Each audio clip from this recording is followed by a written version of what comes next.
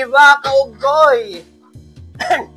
It is I, Manong Jaire, back at it again with Alak Review. Welcome to Alak Review, mga kaunggoy, the show where we taste, smell, drink, and lasa alak, mga kaunggoy. Back at it again with the Lemon Dough series dito sa Alak Review, mga kaunggoy. No? So, ayun nga, we are at the final inning. Nasa endgame na tayo ng series na ito.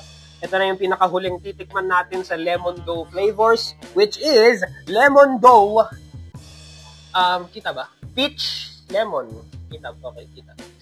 Lemon Dough Peach Lemon, mga kaugoy. So, mataas ang expectations ko dito kasi ang track record kasi ng peach flavors or anything peach-related flavors para sa akin, mga kaugoy, lahat masasarap.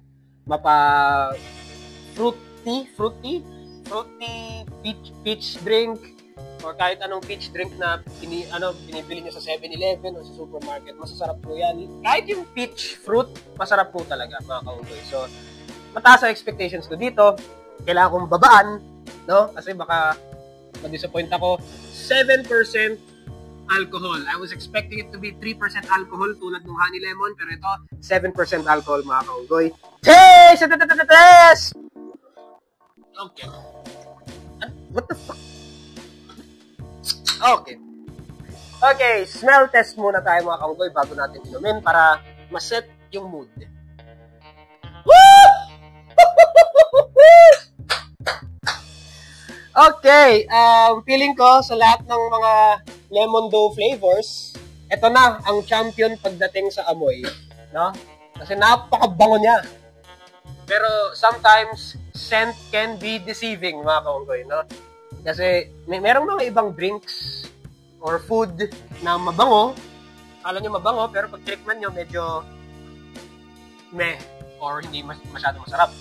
At meron din naman mga food or drink or fruit na sobrang baho, pero pag tikman nyo, masarap naman.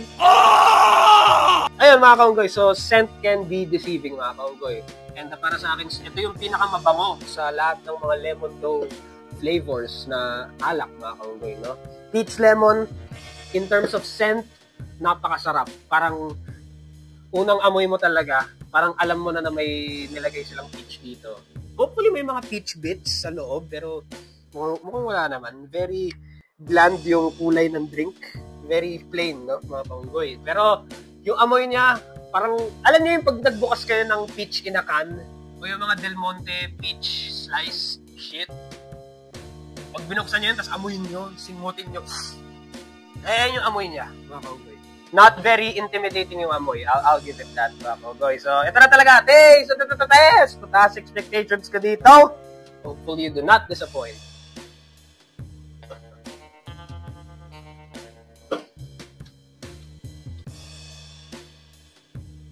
Okay. First, lagok. Masarap. Lasang-lasa yung peach. Lemon. Medyo absent. Pero yung lemon essence niya, na parang maasim, medyo tago, pero medyo nararamdaman nyo sa dila nyo and sa gilagid nyo. Yun sa taas ng... Ano tawag doon? Yung sa taas ng bunganga? Yun dito banda? Sa taas ng bunganga? Ngala-ngala? So, ramdam nyo yung pagka-lemon sa bandang ngala-ngala nyo. Although yung lasa ng lemon, hindi siya prominent. Lasang-lasa ko yung peach, actually. And parang winisikan ng konting grenadine or... Masarap po siya. Masarap po siya. Yung lemon, very prominent. Although, may aftertaste siya na alak, pero expected na yun na may aftertaste talaga dahil ito po ay 7% alcohol, mga kaunggoy. So, medyo may kalakasan po siya when it comes to alcohol content. No? Peach lemon, medyo malakas po siya, 7%. So, medyo hindi ako surprised na may aftertaste po siya, mga kaunggoy. Kasi nga, 7%. In terms of peach flavor, I was kind of expecting more, pero okay siya. Masarap po siya. Lalo na if you take into account na 7% alcohol po ito, keep that in mind habang iniinom ito, mga kaunggoy. Parang okay na siya. Okay na siya. Masarap siya. Although, mas nasasarapan ako sa honey lemon, na honey lemon dough, no? Feeling ko in terms of taste, yung honey lemon dough yung pinakamasarap para sa akin. Pero in terms of smell, ito yung pinakamabango. Ito yung pinakamabango sa kanila lahat, no? So, peach lemon dough. Very good. Very nice. Ayun mga kaunggoy. Masarap po, masarap. Nire-recommend ko po ito sa mga, actually pwede na rin to sa beginners, no? Medyo beginner friendly itong drink na to. Although feeling ko mas magugustuhan to ng mga medyo yung hindi masyado manginginom. Kasi merong manginginom at meron yung hindi masyado. Tapos meron yung occasional, tapos meron yung beginner friendly. Feeling ko magugustuhan to ng mga, mas maraming magugustuhan to na mga occasional drinkers and above.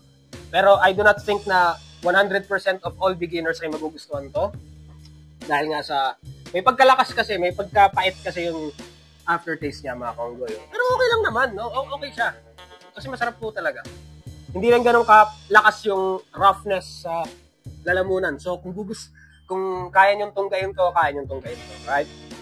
Very, very amazing mga kaunggoy. Okay, so lemon dough, peach lemon. Oh, they're very good, very good. And that is it for the entirety of the lemon dough alak review saga mga kaunggoy. So, sarap. Would recommend. Oh, shit. And that's the bottom line. Because Paron Jaira said so. Shot.